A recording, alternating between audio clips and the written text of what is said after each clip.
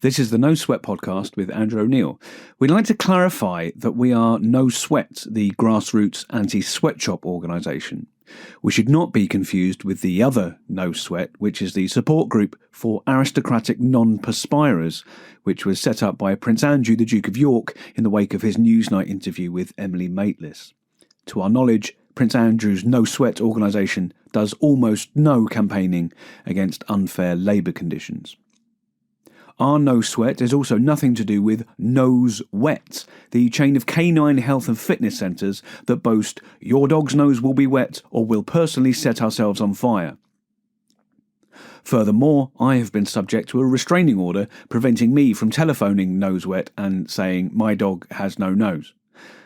Neither are we affiliated with No Swat, the Fly, Mosquito and Midge Rights Association, No Swats, the Anti-Intellectual School Bully Association, Noose Wet, the campaign for hangings to be carried out underwater, Nurse Wet, the Scuba Diving Healthcare Association, Nouse Wit, the Common Sense Good Humour Association, or Now That's What I Call Music Volume 5, the 1985 edition of the long-running pop music compilation album. I hope that makes everything clear. The No Sweat podcast with Andrew O'Neill.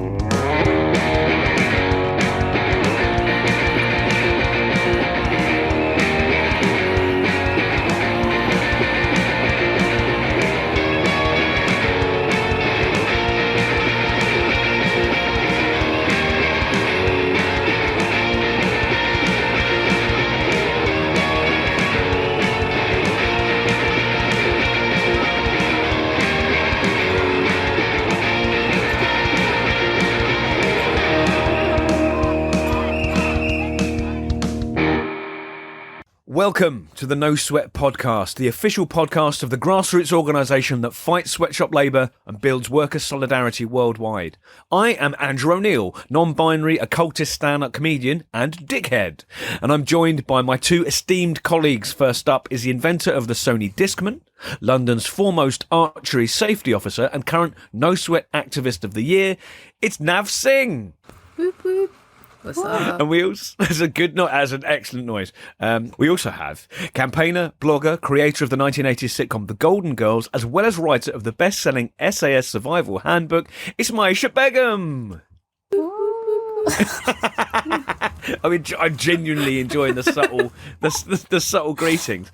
So, this is episode 2 of the No Sweat podcast. This is the first one where we're going to be digging deeper into regions, and exploring the issues that are behind sweatshop labour and behind workers' exploitation, and finding out what people are doing about it. And we have an absolutely incredible interview with an absolutely incredible activist, but we'll get to that in a little bit.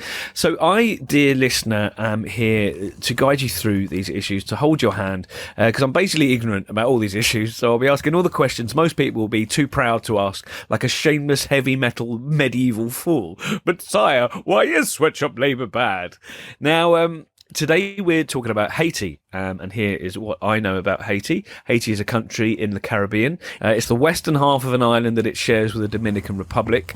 It's an ex-French colony, so basically white Europeans killed and displaced the indigenous population, as they always did, and then filled it with exploited workers and also with slaves, with African slaves. I also believe that Haiti is the first country to declare independence from colonial rule. That is the sum total of my knowledge, but happily we have people here who know much more than I do. So Mayisha, could you give us a bit of a background on Haiti politically, economically, and why that country is a focus for workers' activism and a focus for anti-sweatshop campaigning? Yeah, sure. So Haiti is a hub for sweatshops, essentially, that largely supply US brands. And so the US has largely been involved in Haitian politics via intervention, coups, etc., in order to continue to profit from cheap labour from Haiti. And so we've seen an uprising of workers who are standing up against poor wages. They're demanding the government increase minimum wage. The conditions there, which you'll hear about, are pretty horrific. But at the same time, this uprising has been pretty phenomenal and has accomplished a lot in terms of collective bargaining agreements and just standing up for workers' rights. And I think it's been really powerful, what we've seen so far. And I think it's really key for us as a campaigning group to keep standing in solidarity with Haitian people, because as you mentioned, like they've historically stood up against injustice. Particularly from imperial powers. And I think it's just, I'm just pretty inspired. I'm still very inspired from this whole interview. Like, it's amazing. And I really hope people gain so much from this, not just from what's happening now, but the history of the group and the individual and what the struggle has been and how far they've come. Yeah, absolutely. So Nav, from the No Sweat activist point of view, what are the organisations or the main organisation working in Haiti that No Sweat are campaigning in solidarity with? So the organisation that No Sweat is working with directly is Batay Ouvriye, which means the workers' fight in English, which is the organisation which is fighting for workers' rights. They formed in 1995. And in 2009, they've started to create unions in garment factories in Haiti. Right, excellent. So there's I want to say indigenous, but indigenous obviously has another meaning when we're talking about places like Haiti. But there's a grassroots, workers' movement that's happening there that No Sweat are campaigning alongside, and this obviously has a bit of history. And the incredible activist that we interviewed, we'll go into that in some detail later on. So who is this incredible interviewee, Yannick Etienne? Yannick is one of the organisers in Batay Ouvriye, and she's like on the forefront of keeping unions in factories. She's had an amazing past with her family being involved in politics, and she's had experience with working in the factories with different people that have obviously suffered. So she's heavily invested in the whole movement. Yeah, and listening to the interview, I mean, it's, dear listener, I was blown away by it. She's so charming and she's so brilliant, and she's so, she's a veteran of these organisations, labour movements, and that sort of thing. So tell us a little bit about your interview. Yeah, I mean, as Nav said, it was very inspirational. I think just hearing her story and the background of what inspired her to get to where she is, and to what motivates her to keep organising workers, and then the successes they've had, the challenges they've had, but also how they've been able to spark international solidarity and the power that's had in challenging big corporations, like really huge ones, that I'll not mention for suspense. But this is good. Keep your powder dry. This is excellent. Yeah, exactly. So there's some like a trailer.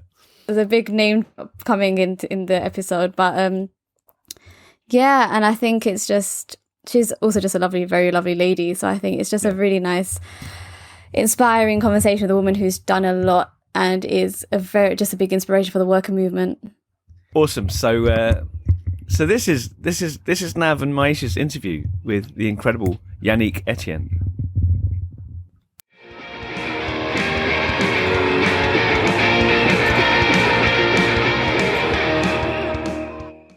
So it's nice to have you here, of course. We will start off with the question. No Sweat have first worked with your organisation, Batay Ouvriye, for almost 20 years ago. So you've been involved in the workers' rights in Haiti for a long time. How did you first get involved in the struggle? So I was working in a little health center, in a poor neighborhood in Port-au-Prince. So one day it happens that there was a little boy that came very burned, almost all over his body. And then I was surprised to see that, that kind of burn. I said, what happened? Where is that boy's mother? Okay. I said, I have to find that woman to know what's going on. She leaves a kid like this. The next day I went to visit and the mother. And then I found out she was a worker at a factory. This is how we meet. we talk about the situation in the factory. She, because of the very low salary, she couldn't afford to have somebody to take care of the kids. So she left the kids, running, with the neighbors. And of course, the kids is playing all over the place. And then this is when the kid went to play in fire, so, and then got burned.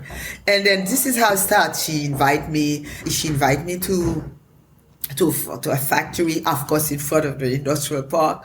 So I started talking to people and then finding more and more. And then I got involved. This is how I got involved. Because I was really in the struggles in the popular neighborhoods, but not in the industrial sectors. So this is how, because of this, this little health center helping people in this neighborhood, I got connected with the workers, and then I got involved, of course. And I even tried to work there. They would let me stay. I worked for two weeks because, of course, I was different because they know. I was talking to people. I was trying to understand the situation. It was just not like a regular worker who just tried to do the job. And then, even though I was fired, and I kept having the same, relations with the other workers because they knew about me, and then we knew the contact, and then we start having meetings. I invite them to the neighborhood because there were other workers in the same neighborhood, so we start having meetings, and this is how I got involved with the workers' movement. And then, of course, I was always interested in the working class struggle, and of course, due to my background and progressive, so you always tend to involve, particularly at that time. We're talking about 1980s, and because I was in New York, because I left my parents had to flee to the United States. So I was, I'm not saying I was, she was as a political refugees, I should say.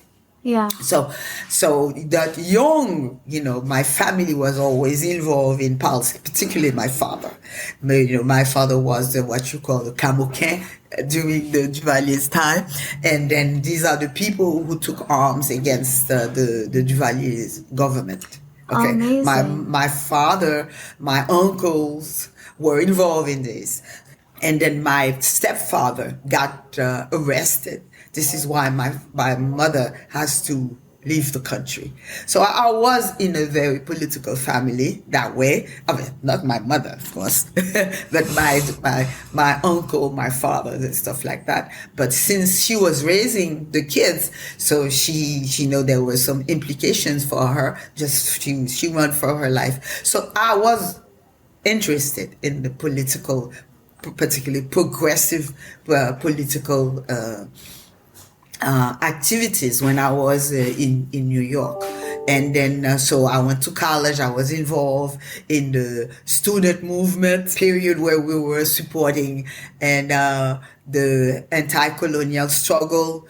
And, of course, South Africa, Zimbabwe, these countries were not nations yet. So they were fighting to become nations. So, of course, as a student, I was involved in supporting those struggles, the African liberation struggle. And of course, in the United States, there was the Black movement.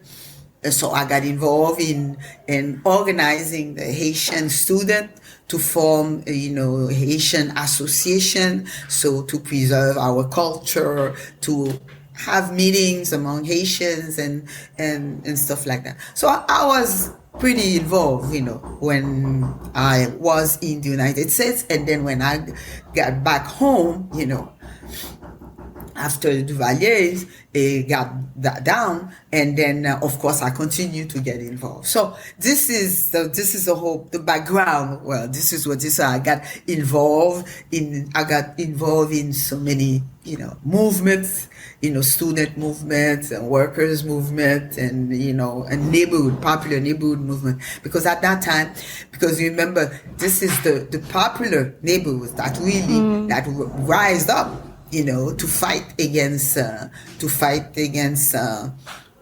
Duvalier's regime and stuff like that. So this is it, but the student movement. Of course, I was very young at that time, and this is why I was just like you, involved. At that age, I was really involved in this. So of course I got involved in the workers movement, and then it becomes much more structured. Okay, organizing, let's say, having formed unions, difficulties to keep the unions in the factories because the bosses wouldn't let that, and then of course, and then and it takes a little time, because every time we manage to have a union, because if you need 10-12 people to form a union, once you send a letter to the factory management telling them we form a union, something like that, they start getting rid of the people, and the people got fired. So it was very difficult and to form a union movement, in the factory. So we persist, we continue to get involved, and then we decide around in 2009, because we had a big movement for raise, for minimum wage, and there were so many people involved in this struggle, and then I said, wow, we have so many people, and then they were not organized at all. We said we have to organize these people, make sure we have an organized movement. It's not just people, because was on May Day, people just got in the street, to demand for a salary hike, and then this is how I got. We think the way we were organizing the workers, like instead of having one union for each factory, we said we're going to have an industrial, union. Yeah. For all the factories together, even though they can get rid of one, but we still have the others continue, and then the name will continue, and then we could continue to reorganize the one that we lost, and continue. This is since 2009 we've been involved with the Batay Ouvriye a movement that way. Of course, since in 1995, we formed the Batay Ouvriye movement, but it was mostly outside. Okay, we formed some committees, workers' committees, and then we were meeting outside, and we were not, I should say, legally formed, recognized. We didn't have the legal recognition, and it was around 2009 we started having this. So we formed the unions in different factories. So we pretty strong, I might say, in the garment sector, with the way, because of our actions and the way we persist, the way we defend the workers. If there were problem, of course we go, we present, we have lawyers to come, to the Ministry of Labor. So, and then we have those movements around May Day, and whenever it's need to have a raise hike, we have those mass movement like we had in February, and we feel that what we got in February, it was just 685 goods. We demand 1,500 goods, and then it's not enough, and things got worse because of the taxes, because the taxes and the Internal Revenue Service took more, because of the little raise that came out with the 685. So the workers are saying, what's the use of fighting for something like that. We got a raise, but everything went down. It's like we didn't get a raise at all. And then, so this is a big problem. So even things got so complicated that like yesterday, the association, the government owners association, published a note saying that they're not gonna get the taxes on the workers until the government decide how it must be done, because there were some protests, people protesting against this, because it's about more than 25% of their wage out. That's ridiculous. It is. Can you imagine? The wages are already low. Of course, we're talking about there because it's not just the minimum wage. It's also the production wage, which is a little bit higher, but you have to produce more. Of course, you have to kill yourself to get to, like they will ask you for 40 dozens, you have to do 160 dozen of t-shirts that you have to do, per day, for a little bit of, money. So the workers saying, no, they are killing themselves to reach the production goals, and then 25% we go out to the government for taxes. That's too much. That's ridiculous. It is ridiculous. So now this is one we are fighting against this. What we call IRI, is the internal revenue taxes, because it's whatever you earn, they take that. It's about 15% like this from this tax, and then they take 6% for pension fund, and then 1% for another, 3% for 3 or different taxes for the collective, for the local taxes, for local government, and not the central government, and other things for to assist people who cannot afford to work or whatever. But anyway, it's the whole they are taking from their salaries. It's about 25%. That's too much. We know that by October they have to raise the minimum wage again.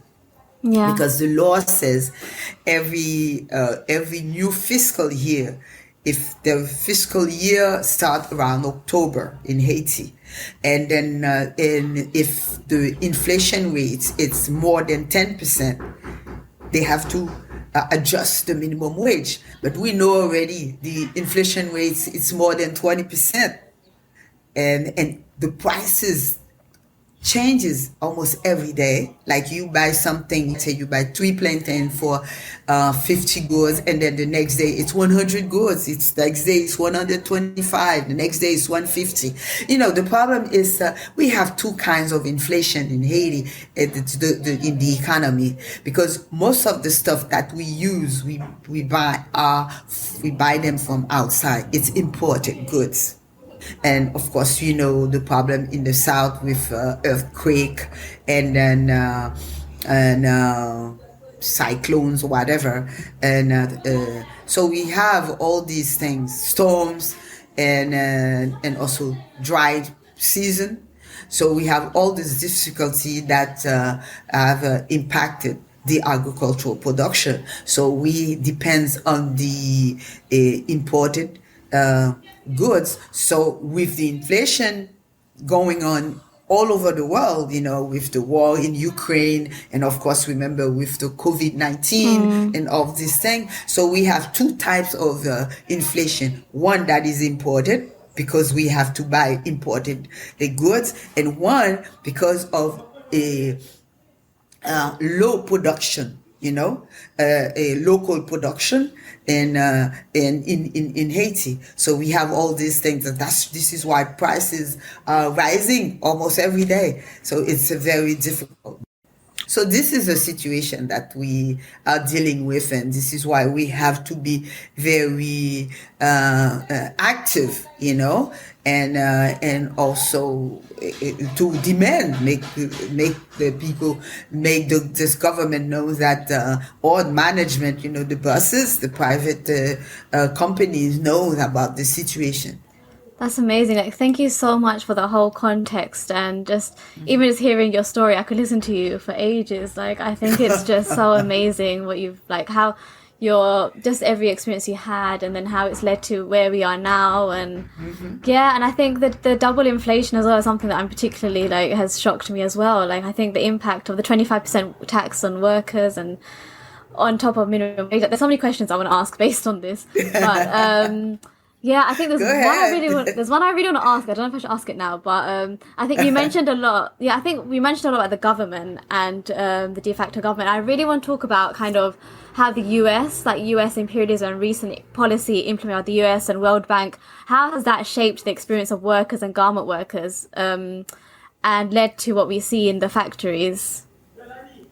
You see, most of the brands that are producing articles in Haiti are from the United States. Yeah. Okay, we're talking about brands and like Under Armour.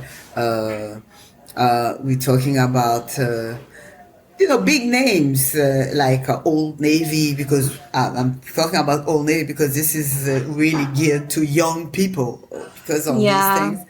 And then of course Gildan, where we make T-shirts for them, and then they print all kinds of stuff on the T-shirts, and then and of course the big stores like Walmart and Kmart and then Target. So we have different stuff. It's mostly garment and predominantly T-shirts, of course. So of course there are two main areas where they have factories. One is the metropolitan area in Port-au-Prince, which is the capital, and in the northeast, where they have two free trade zone, one in Caracol, the other one in Wanamet. One of the things about these things, of course, we're fighting for better wages, better working conditions, but it's not at the same level in the two places or in different factories. There are some factories we made some gain. Okay, for instance, at the free trade zone in Kodevi in Wanamet.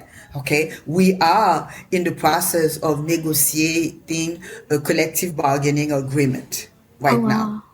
Yeah, we start already. We had the first round, and then we're gonna have a second round next week, of course. But this is the third time we've been involved in that kind of action, which is very important, because with the collective bargaining agreement, you have something on a piece of paper that both sides agreed to apply, so meaning that we have better working conditions, better relations between the unions and management, and also try to get more social benefits. Okay, so for instance, at the factory, the women, getting back to what I was saying, that because there are no place to bring the kids, so the Haitian garment worker have to leave their kids, in the hands of a neighbor, and who it will take care of the kids, most of the time, would have its eyes of the kids almost of the time. So an accident can happen, like that little boy who got really burned so badly, and then we have for instance at that free trade zone, they have a place where the factory women can bring their kids. Yeah, so this is an important social benefit that for these women. Yeah. Could you explain what free trade zones are and what the conditions are like in the factories? Okay, the free trade zone is an area they decide, and this is closed, all over. It's like a prison. Anyway, they have a number of factories inside this area. Okay, and then they have different factories. So the factories may be owned by different owners, or it could be a group of factories owned by one owner. Okay, for instance, so there's a difference between the one in Port-au-Prince and the one in Wanamet. In Port-au-Prince, each factory, they have about 35 factories inside the free trade zone, and it's owned by different factory owners. Okay, different. And then in at Codevi, when it started, in Wanamet, it was owned by just one owner, and that was the Groupe Aimé, and this is the company that built this free trade zone, because this is a private free trade zone. Okay, and but the one in Port-au-Prince is owned by the state. It's a public one, and the state rent to different companies. So you have this thing. So in each factories, of course, they have their own rules. They have the way they treat people. But mostly, the working conditions are. It's the one in Port-au-Prince. It's very hot, because it's been there since the 1970s. So it wasn't built as we know now. There's some after what happened in Bangladesh. Rana Plaza. Rana Plaza. So the rules have to be changed, particularly the occupational problems that you have. And then so in the free trade zone in Port-au-Prince, they are under the standard, I should say. I mean, it's not standard. So you have the situation where, and the factories are really hot because they don't have enough blowers to get rid of that, because you have all those machines working. It's getting friction. It's really hot, and then they're much more stricter too, and they very anti-union most of the time, and then it's mostly women working under and supervisors that are men. Okay, there's a division thing. Yeah. And then you found the problem of sexual harassment because of this type of situation, and also because of the poverty of the people, because social harassment is something like in many places where it's involuntary, but you have the situation where this woman has to pay his rent. It's coming in next week, and there's no money to pay this week. And so if a supervisor said, okay, I could do something for you, and then she accepts this type of of course, it's sexual harassment. We're talking about somebody at a higher places, offering it's to help workers. It's not right. It's not right. So you have this type of situation, sexual harassment, and of course not enough bathroom and taking care properly. Like women won't find toilet papers and to help. Sometimes water scarce. Okay, and even to wash their hands, and so it's So I'm not saying it's that way all over, but there are really, it used to be worse because of the struggle, and then things are being denounced, and workers are more aware of the situation. They can protest and say, no, we need water, we need papers, we need all kinds of stuff, in the factory. So also because of the presence of union too, so they can raise the problems, raise the questions, and to the factory management. So the problem, it's the kind of it's the social relations. And there are physical problems like water, scarce, and sometimes you can't find water to drink, or people have to go and buy a bag of water, outside, or they have to bring their own water. You found this situation in different places, but also you have it's the way they treat people. Like usually the workers feel that they don't treat them properly, like they're not human beings. This is the problem, and then also the services are not adequate, because let's say you feel you don't feel well, okay, even though you pay for social. For medical services, you pay insurance, health insurance. But when you go to the hospital, you don't get the services that you need. For instance, 2 years ago, we had a pregnant woman who died because she died, and her baby too, because when she didn't feel well, she went to the hospital. They tell her they can't take care of you because the factory didn't pay for the health insurance. But can you imagine, every time they pay, they took 6% or 3%. So where's that money for going? Health insurance?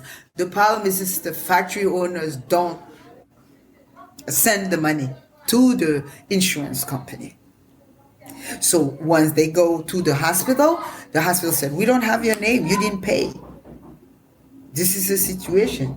So you found this. So like I think 2 years ago, and then she died because of this. And we found another worker also who had a heart attack when he went to the hospital. They couldn't take care of him. So you have this situation. The services, health services are bad, and also, of course, low wages and very the difficult inside the factories. The relations are really bad because of the way they treat people, and it's a social class bias, because they are in the lower class, so the one who are supervisors or managers, okay, they don't treat them well. So this, you can find this problem between inside the factories, and of course the low wages and the physical conditions. A lot of lets, because the factory is not clean. Of course, they are dealing with garment. There are a lot of lint coming out of this garment, and so you found a lot of people having respiratory problems, and another problem because of the food they're eating. They don't eat proper food, nutritious food. You found people who have problems, stomach problems. Okay. And of course, I mentioned the service and health services. It depends on if the factory owners send the money to the insurance company. But if they doesn't, although they took the money out of the salary, but they don't send it to the insurance company. They kept it. And then this is one of the things. So this is the problem that you have to deal with. And of course, the insecurity situation, because you have the workers, they live very far from the free trades, so they have to take transportation. They have to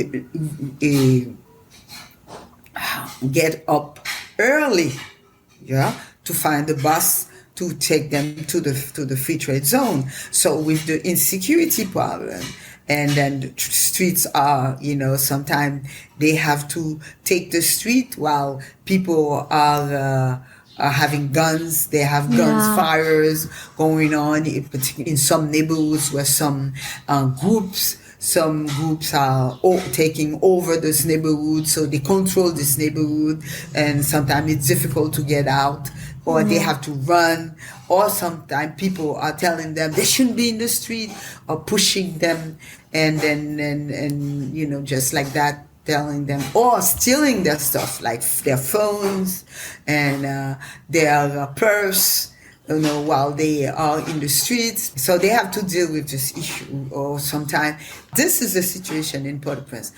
Yeah, everything you said, I think you mentioned it as well, like just the dehumanization of workers as just being mere kind of cogs in a machine to produce and produce and produce. They have no human rights, they're not deserving of it. And in fact, in many cases, that's why you get people in the West who are like, oh, at least they have jobs to the point. Have And that jobs. it's like exemplifies just kind of the dehumanization. Like, no, but they deserve dignity, they deserve human rights, they deserve to survive. right. And That's it's right. ridiculous. And I think you've just basically encompassed everything wrong with the whole It is. industry. It is. Yeah. Because we are human beings. Doesn't because we are poor, we don't have the economic situation to deal with our needs. But it doesn't have to be that you treat them like they are no human at all. Women are working because they are dignified person. They want to earn a living. They want to take care of themselves, take care of their kids, take care of their families. This is so dignified, This is the most important. So our free trade zones, they're not covered by legislation or anything, like human rights sort of laws and... Well, yes. But the question is not that because it's a workplace. Of course, they have to abide by the international ILO conventions. Of course. But of course, they don't, sometimes they violate them. And there are laws. They have to abide by the national labor law. But sometimes they don't follow them. Because we know free trade zone mean no rights zone, okay, and this is why we start to organize workers as early as possible. Once they start training the workers to train people to become workers in those free trade zones. So we start there and organize the trainees, while they were at the training center. So we know when the free trade zone would open, we have people who will be informed about their rights, what to do, and stuff like that. This is what we did in 2004. And of course, so this is why we can have a collective bargaining agreement with the free trade zone owner. Yeah, like you mentioned 2004, like in terms of what happened during that period. And I know, well, obviously me and Nav weren't here, but No Sweat and the Haiti support group organized a speaking tour for you. What was going on that time that led you to travel to the UK to gather support? Oh, we were part of the campaign against Disney. Okay. The Disney company. Yeah. They were producing... there were a sleepwear for children, and with the Mickey Mouse and all the Disney characters. Okay, and in this particular factory, and there were a lot of violations, and then it's not only the salary. But also the relations between the workers and also anti-unions. And then we tried to build union, I think probably 3 or 4 times in those factories, and they will get rid of the people who start the unions. So once we got her, because we didn't know, it's just when we had a visit with a group of students in the United States, they were asking you what kind of materials, what are the brands that you were doing. So this is how we find out that Disney, myself, I knew about Disney, but the workers in general didn't know what Disney represent in the in America. Yeah.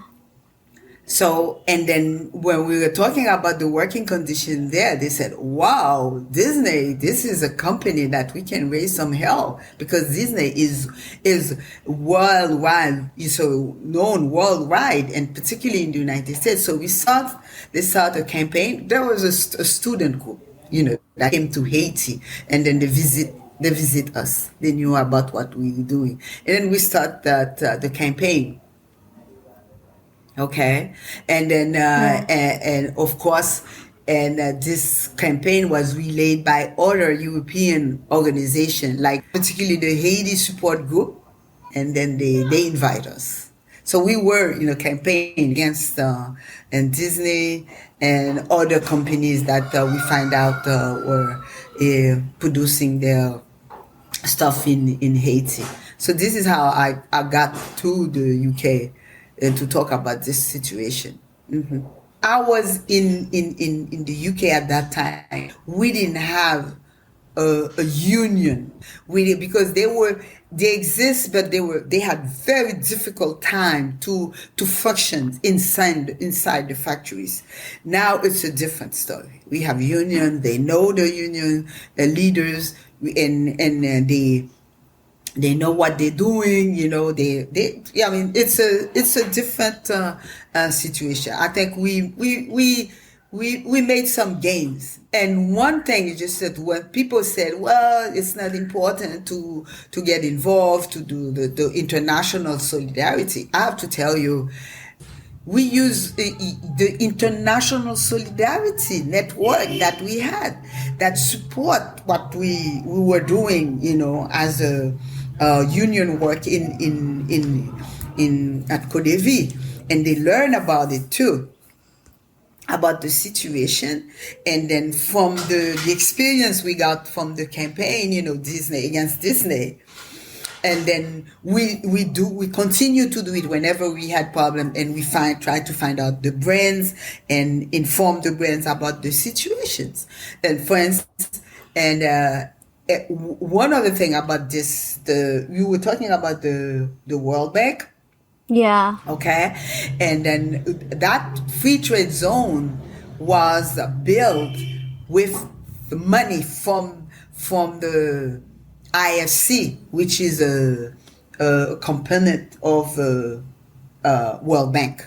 Yeah. Okay. And this IFC is International Financial Corporation, something like that, is financing projects, development projects, and they consider this free trade zone as a development project. So they finance it for about $50 million, something like that. Okay, of course, the company, the owner, the private company that owns the free trade zone got this money from the World Bank, from the IFC. Yeah.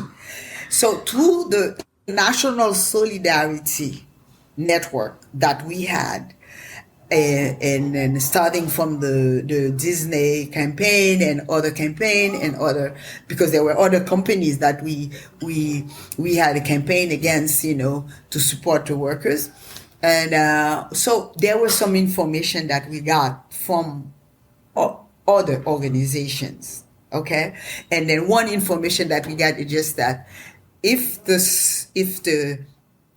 IFC is financing a project, there is a clause in the contract that says they have to respect workers' rights, okay? So we find out about it, because we didn't know. We find out about it, and then once we knew, we start questioning the company, and then we said, you know, you borrow money based on the you're gonna respect workers' right. You're not doing this.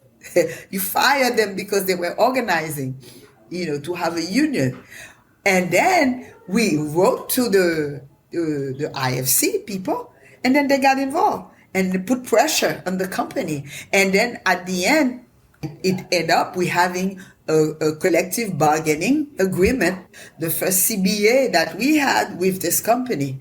And then we went on to have a second, and now we're having a third one. We made those important steps in our struggle to organize workers, you know, in the country. So this is one of my examples to make people understand what you're doing when we're talking about international solidarity. It's not a vain thing. It's not a word just like this. And it's something that help organizations that are working really to that are fighting for better working conditions, better living conditions. Well, a better world, I should say, you know. And this is a step. This is maybe a little thing. This is just one little thing, but it's important for the people who benefit from it. But Thank you so much for your time, and thank you I'm the so one much who should thank you. Thank you. Thank you so much. It was very enjoyable to talk to you. This is the first time that it's good. Really good. I enjoyed it.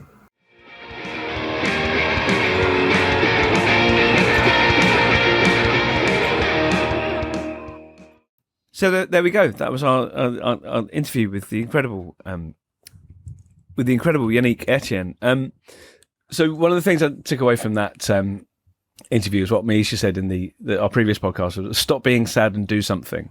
At the moment, I feel that it feels like everything's against us, and you know the current government we have is the worst thing we can almost imagine in our sort of the 21st century situation. But this is an interview with someone who did stop being sad and do something. This is someone who got off her ass and went and got involved. So Yannick placed a lot of emphasis on how these issues affect women. What did you guys take away from what she said specifically about how worker exploitation in Haiti exploits and affects women?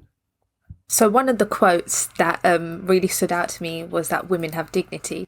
Yeah, I mean, I think it was really important that she spoke about how women are essentially, the factory will use their vulnerability and the fact that they know they need to pay their rent and they need the money essentially to survive, and so they use that to essentially prey on them, and that's why they end up being subjected to sexual harassment. And I think that's very much something we see across the garment industry. And like Nav said, it's really important to remember like we are distanced from these workers, but they deserve dignity, they deserve rights. Yeah. And that's what Batay Ouvriye are working towards, which is helping these workers to, I guess, learn their rights, to stand up against it, and collective bargaining. And I know we are going to be very trade union centered, but I think and worker organizing centered, but I think this conversation out like generally in this space isn't spoken about as much. And I think it's really important to remember that these sorts of collective bargaining agreements are crucial because workers have a say in their rights.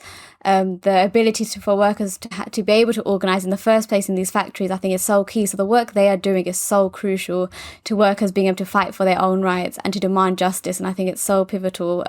Challenging the IFs, challenging, I didn't mention this before, challenging Disney with their international solidarity. And I think it's so important.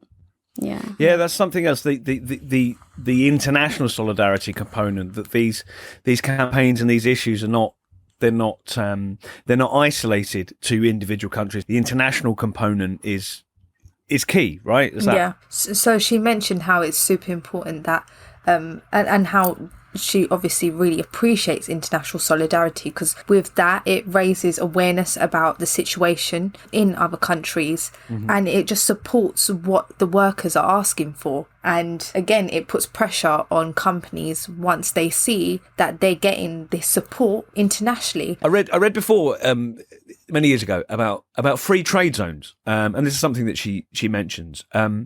So can you explain to me and everyone else who's as thick as I am, what free trade zones are and why they are a sort of key component in the sort of multinational corporation exploitation of workers, how they come about, why they exist, and what they are? Yeah, so these free trade zones essentially allow or give the space for it's basically a way to incentivize brands to come to these countries and essentially source clothing from there, because they're very relaxed in terms of tariffs. The taxes that brands have to pay are very low, and it's essentially just saying, look, we can give you this cheap labor in these factories, come to us. And so these free trade zones are set up like literally across the global south, trying to incentivize brands to come down, and that's why it's extremely cheap. They violate laws, but nothing's done about it. It's just kind of, they just merely exist. They're not really something to abide by. And yeah, brands are very, very aware of this. They are in fact, that's exactly why these zones do so well, because brands thrive on that. They thrive on the inability of workers to associate, for freedom of association, the low wages, the lack of tariffs or anything. They don't need to pay. They just quick come in, exploit workers, get their goods and leave. Yeah, right. So they're like Wild West zones, essentially, away from these kind of international trends towards workers' rights and so, like, Nav, again, like bringing this back to, like, I say, the high street. One of the things I was got surprised by is they're surprisingly big brands. Like the list of brands that are affiliated with these practices that source their stuff from Haiti. Well, one of the ones some of the ones I've read are quite surprising. So, Nav, can you give us a hate list for Haiti of brands that are involved in this that people may be shocked to find are sourcing their stuff from exploited workers? Some of the much loved brands that you may have heard of are New Balance, Gap, Gildan, Disney, Champion, and Hanes. I got arrested outside Gap on Oxford Street for nothing because they're still doing it.